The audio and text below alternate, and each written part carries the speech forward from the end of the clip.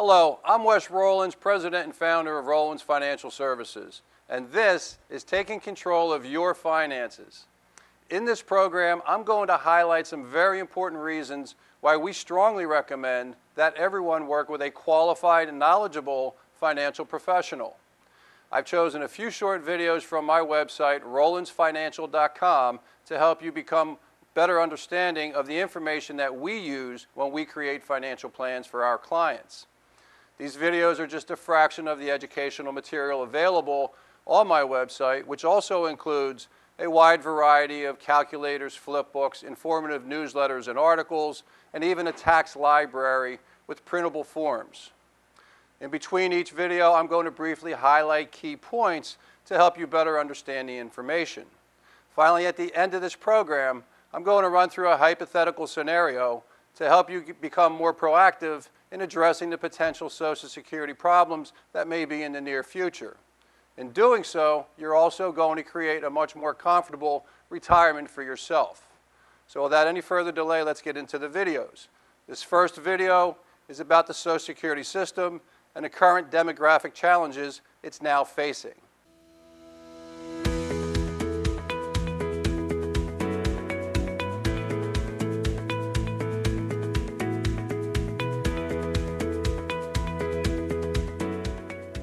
Social Security is the centerpiece of America's retirement safety net. 9 out of 10 retirees and 8 out of 10 current workers are counting on the program as an important source of retirement income. But Social Security faces major demographic challenges, challenges that didn't exist when the program started in 1935. Social Security payments to current retirees come primarily from payments into the system by today's workers in the form of a 12.4% Social Security payroll tax, 6.2% each from employee and employer.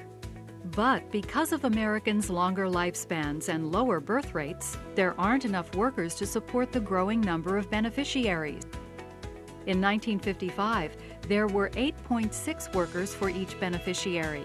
By 1965, that number fell to 4, and in 1975 to 3.2.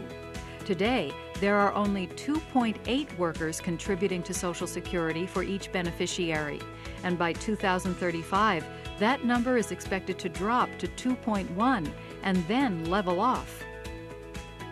Based on current actuarial projections, beginning in 2033, Social Security might be able to pay out only 77% of scheduled benefits. However, a new study by researchers from Harvard and Dartmouth suggests that the day of reckoning may come even sooner. What can be done to strengthen the system? Higher taxes are seldom popular, but a recent survey found strong public support for 2 tax changes aimed specifically at Social Security, and strong opposition to any reduction in benefits. One change would be to gradually raise the Social Security payroll tax rate from 6.2% to 7.2% over 20 years. It's estimated that this would reduce Social Security's projected funding gap by 52%.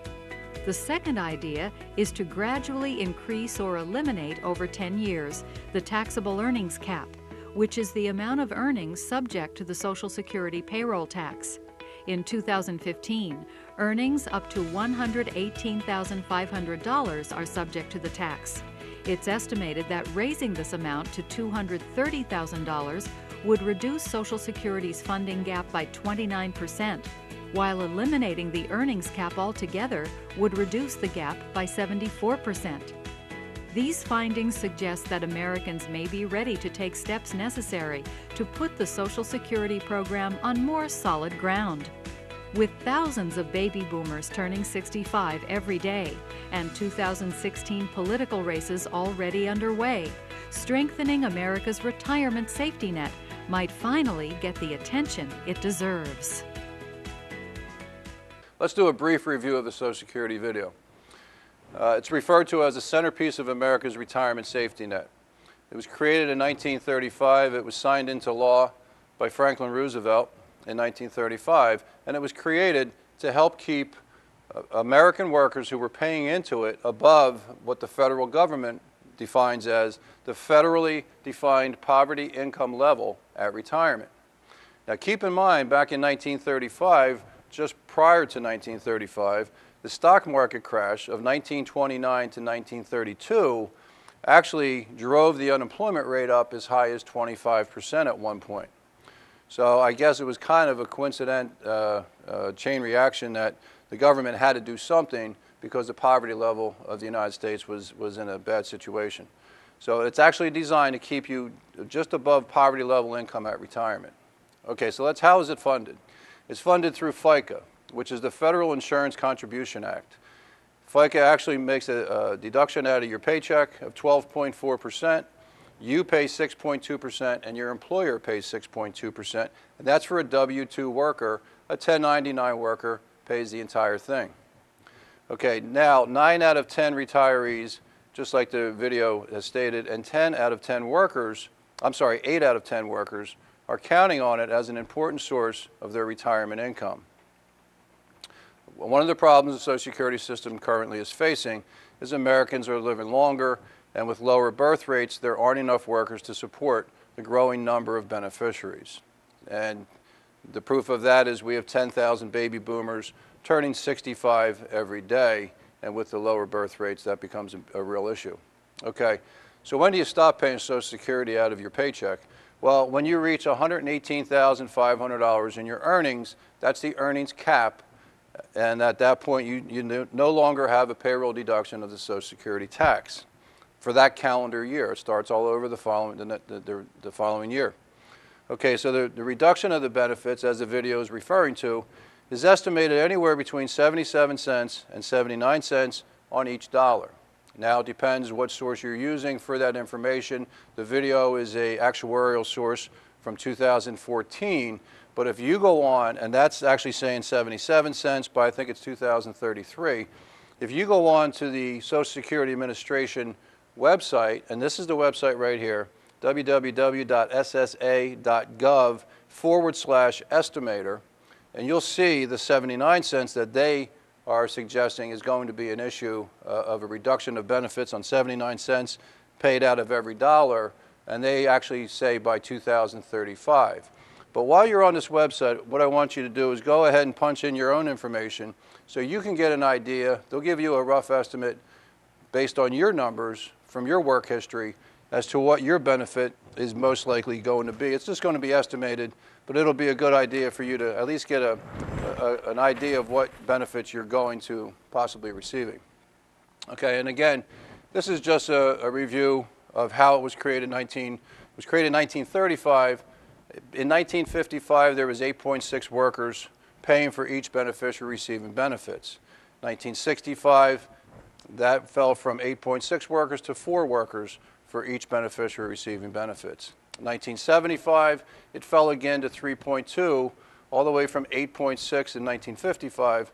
We're now down almost 5 workers. So it's, for each beneficiary paid. So it's falling pretty rapidly. Now, by 2015, last year, we actually have 2.8 workers for each beneficiary receiving benefits from the Social Security Fund.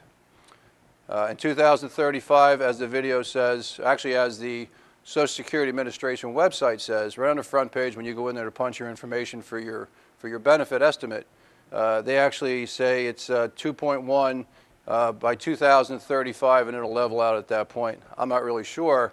At this point, is it really the centerpiece of America's retirement safety net? Now, that's what the Social Security System Administration says is 79 cents on each dollar.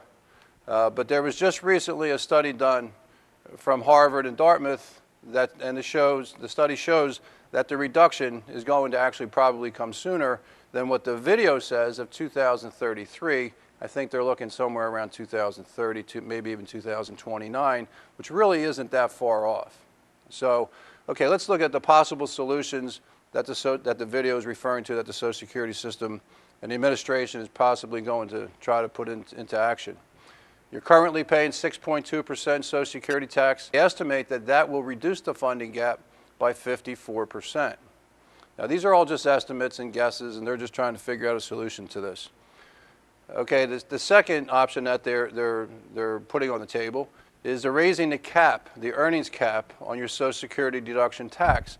Like I said earlier, if you make $118,501, you now stop paying Social Security tax out of your paycheck. They're considering if they raise that to $230,000, that will possibly, in the next 10 years, that will possibly reduce the funding gap by 29%. And again, these are all just estimated. They also are considering that if they eliminate this $118,500 deduction earnings cap tax, that they will, if they eliminate it altogether, that it'll help reduce the funding gap by supposedly 74%. I'm not sure how they all get their numbers, but these are the numbers that they're estimating. But obviously, it's pretty clear that there's a real problem here and something needs to be done. Okay, so what can you do to secure your own retirement? Well, let's look at the next 3 videos. Then I'm going to show you one way to fund your own retirement and hopefully maintain your current lifestyle when you're no longer working for a living. This next video is called the Latte Habit, and it's basically just a real short video. It's only 1.5 minutes long. It's going to tell you basically the concept that little things add up. This is simply just about becoming a better disciplined investor. The Latte Habit is a story about how little things can add up over time.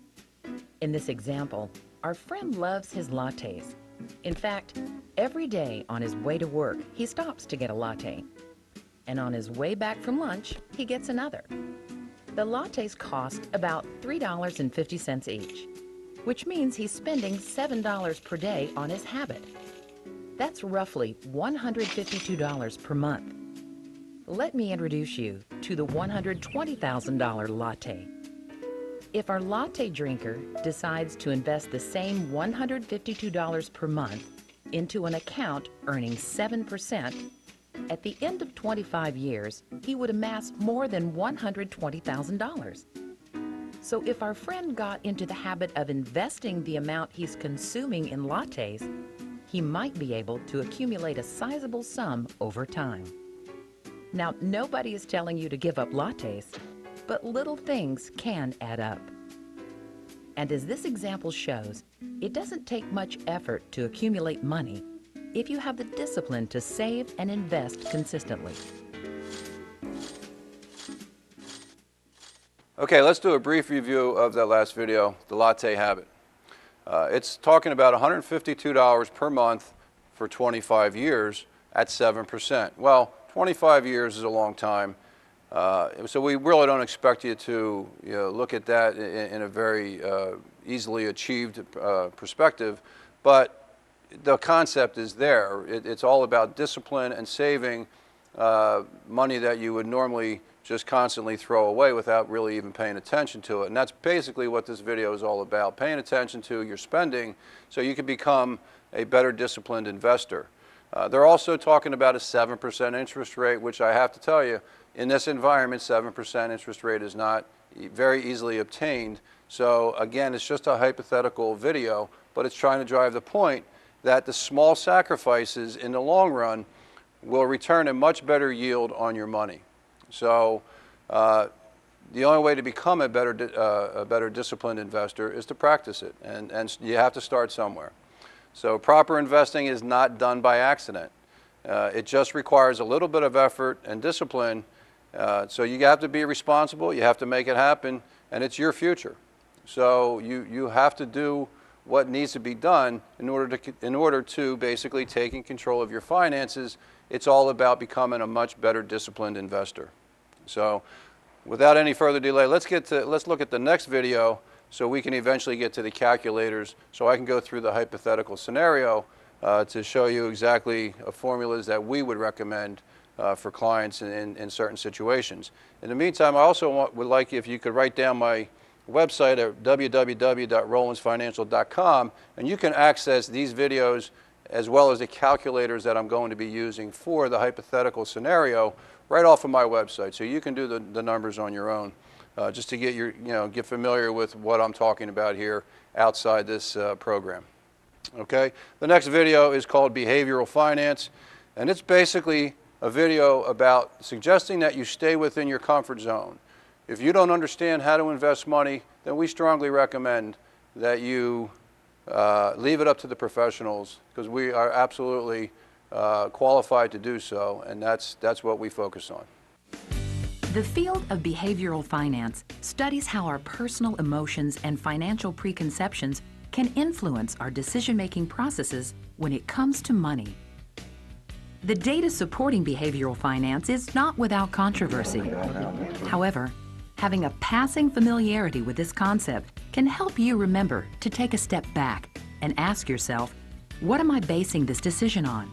Am I making the most objective choice based on the knowledge I have? This hypothetical graph shows how an investor should behave during a market cycle. Ideally, buy low, sell high is the recommended investment strategy to follow.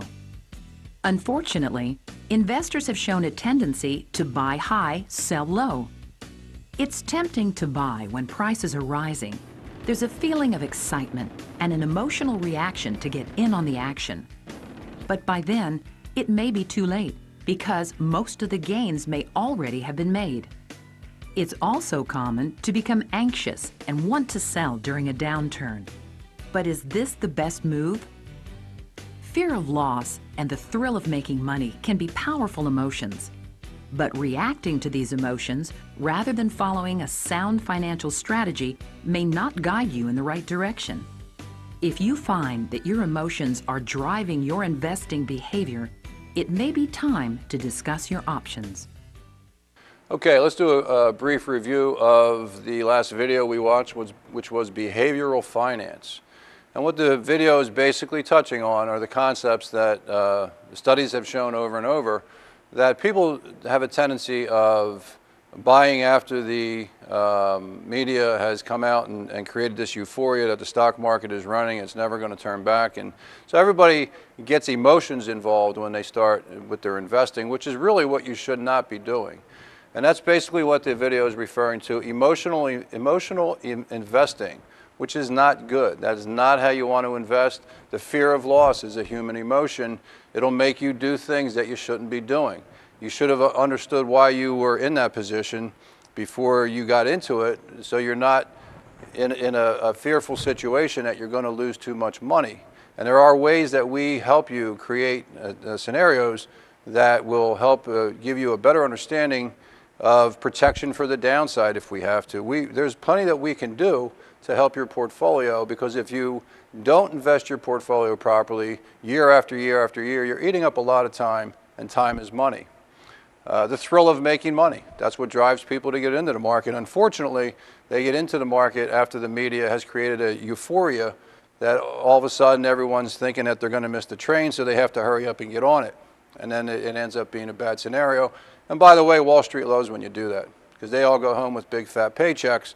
And when they realize that we're at the top and they walk away with the money, and then you sit there and you have to deal with the fear of the loss, you're never going to get the comfortable retirement that you need to create by proper investing and proper funding on a consistent basis. Which, by the way, when you invest on a consistent basis, whether it's monthly, quarterly, annually, you're creating actually a type of a dollar cost average scenario.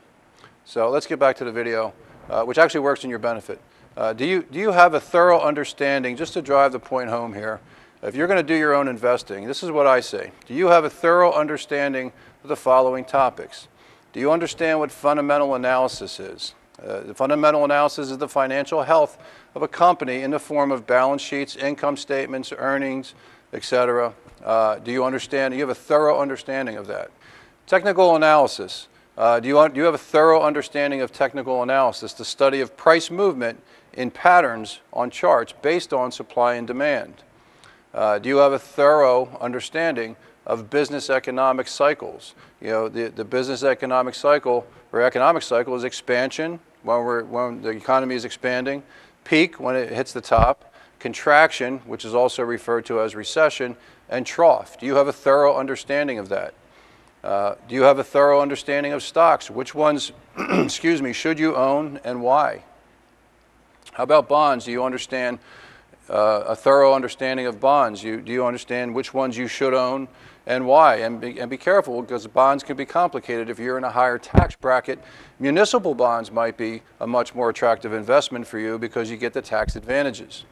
Okay, so anyway, and also the last topic, do you have a thorough understanding of the many different types of risks and how they can affect your portfolio?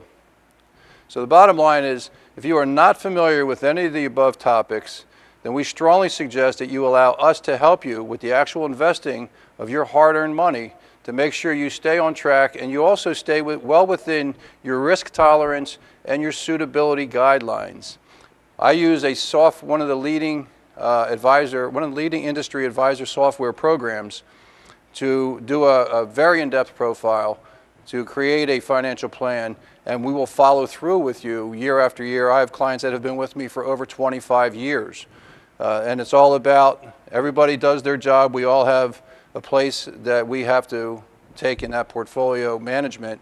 And to get that portfolio started, we actually use one of the industry's leading advisor software programs to do a thorough, in-depth design of your profile.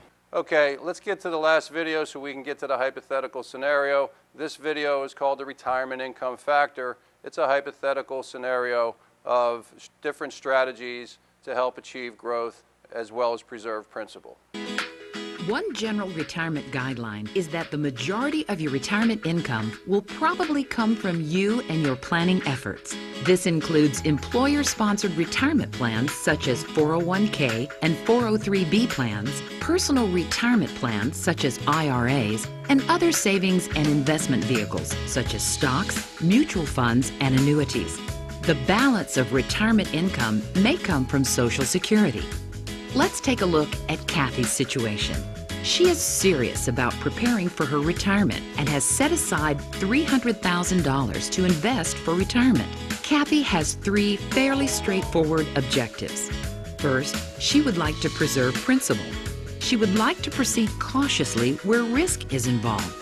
Second, she would like to achieve some growth. Kathy is aware that inflation will take a bite out of her earning power, and she'd like her money to grow and mitigate that possibility.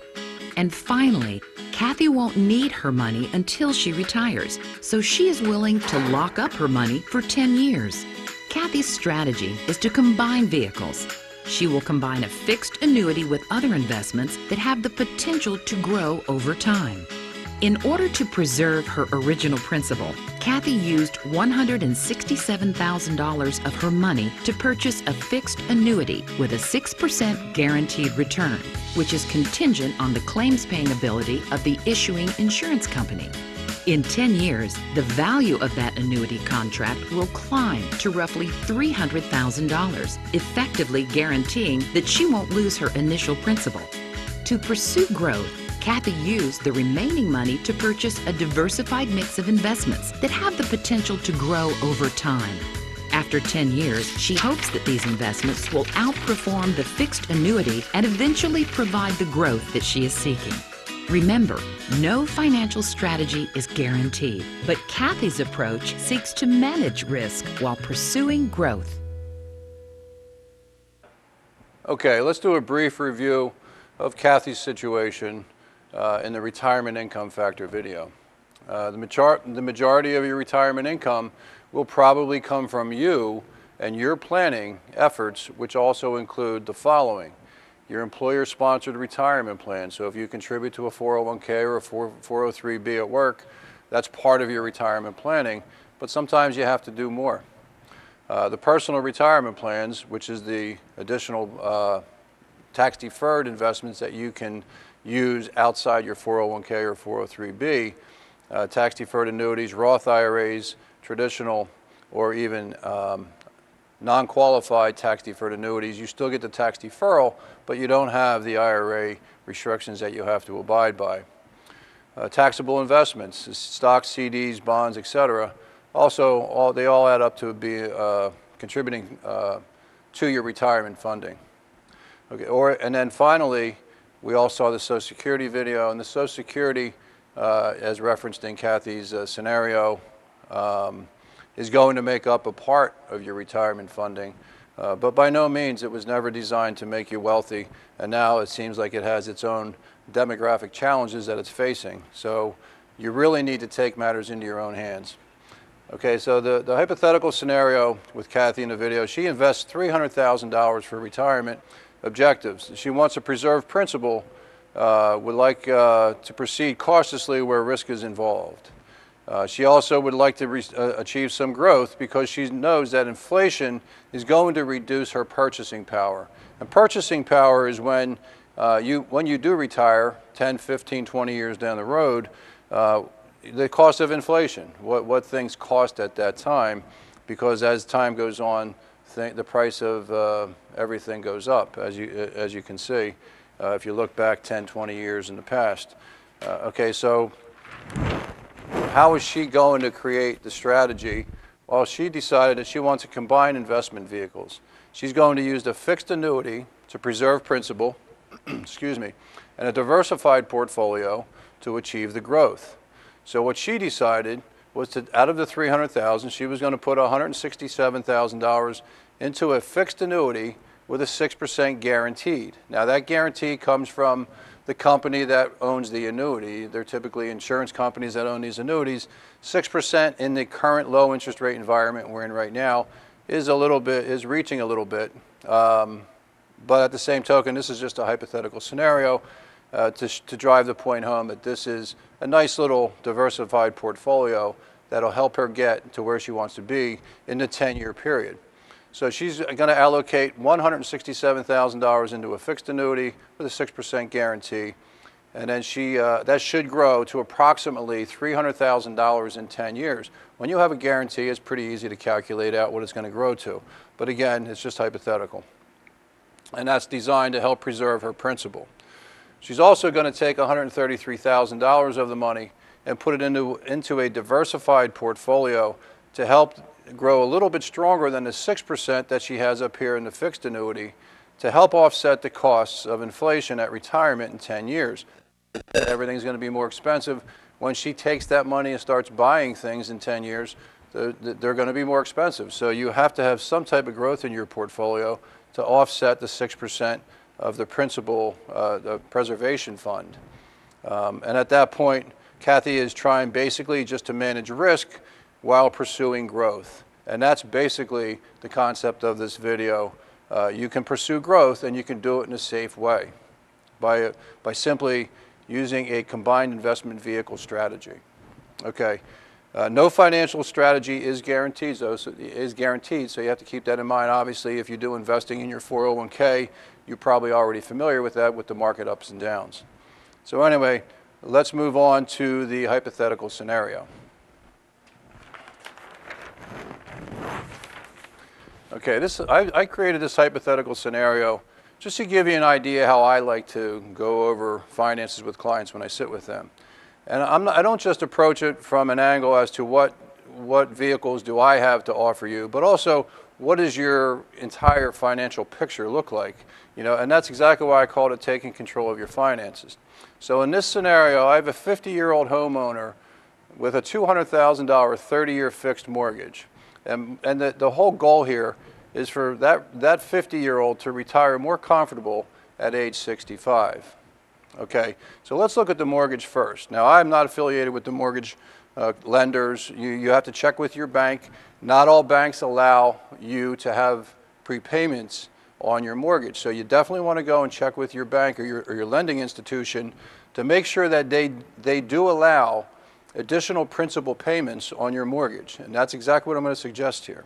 Again, this has nothing to do with me. I'm just trying to help you get your finances in order. Basically take control of your finances. And I do this myself. So if you have a $200,000 30-year fixed mortgage at 4%, and this calculator is on my website. Both of these calculators are on my website, the mortgage acceleration calculator and the tax deferred savings calculator. So let's get to the mortgage acceleration calculator. $200,000 fixed 30-year fixed mortgage at 4%.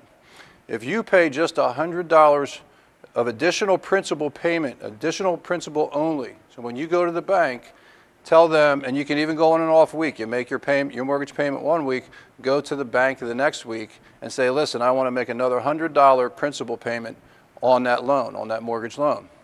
And by doing so, you're eliminating, and actually a good way to do this is find out what your actual principal is out of your mortgage payment. Ask the bank, what is my mortgage payment? If it's $500 out of $1,000, then if you can make that $500 payment, then you're paying that entire principal. But anyway, I don't want to get off track. Even if you just do a $100 principal payment every month, principal only, you're actually going to create a savings over a 30-year period. Now, this calculator, when you punch this information in, it's going to give you the calculation over a 30-year period, a 30-year fixed, based on a $200,000 mortgage. You're actually going to save in interest $26,855 in interest savings over that 30 years. And how that works is, if you ever notice in the first couple years of your mortgage payments, it's about 80% interest. And the reason for that is because that loan is 30 years long. Well, when you have 30 years generating interest at 4%, that's a lot of interest. So the best way to offset that is at least start chipping away at that principal. And that's exactly what I typically talk to with clients when I sit down with them, to try to help them get their entire finances under control. You can see, and just a simple $100 per month of additional, now keep in mind, make sure it's principal only. It's not the mortgage payment. And when doing so, you're actually going to create a scenario where you can actually save $26,855 over the 30-year period. Now, of course, I'm only going 15 years here with a 50-year-old going to age 65, so I'm going to cut that in half just for my scenario here. So we're actually, by the time he's 65, he's actually going to have approximately $13,427 of additional equity, as long as he didn't take any more home equity loans or anything of that nature, in his mortgage, in his property, by the time he reaches 65. So that's interest savings by 65, which is 15 years. That also creates a whole other scenario. This loan now is no longer 30 years. This loan is now 25 years because you reduced it by 4.92 years by doing a $100 payment per month over 15 years. You actually now, over the whole 30 years, you actually now reduced the loan down to 25.08 years because you took $26,855 off of the interest, and that reduced the loan by 4.9, almost 5 years you knocked off the loan. So that's at 65, you're going to have $13,427 more in principal payments in in equity in your house by using this formula. Now let's get over to the tax deferred savings calculator. I like Roth IRAs because you don't pay taxes on the distributions of a Roth IRA after you've had the first 5 years. There's a 5-year window when you first open the Roth IRA up. So I'm just going to base on a 50-year-old.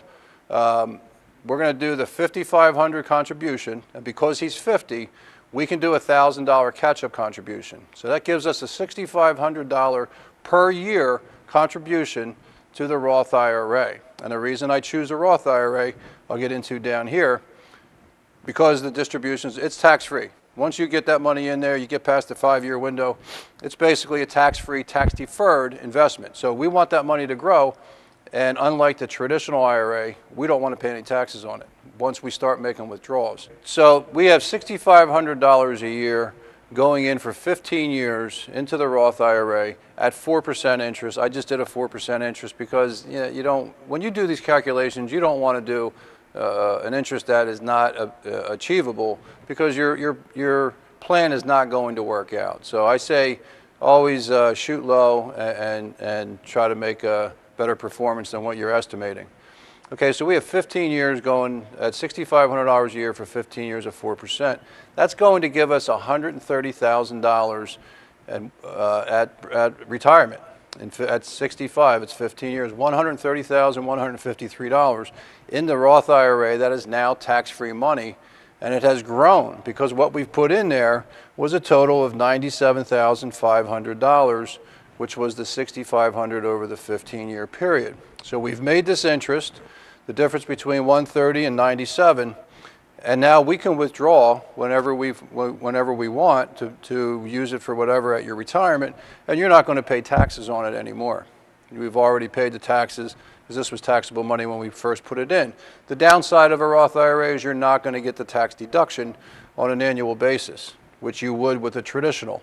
So what's a comparison if we put the money in a traditional IRA and then we had to pay taxes? Well, if you put the money in a traditional IRA, after you pay taxes, you would end up with $121,000.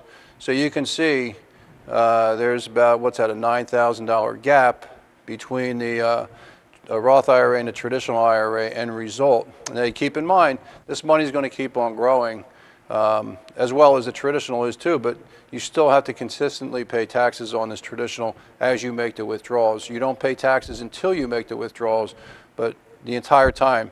Another downside of the traditional IRA, which is why I prefer the Roth, when you turn 70 and a half, you have to start making withdrawals. They're called required minimum distributions out of this traditional IRA.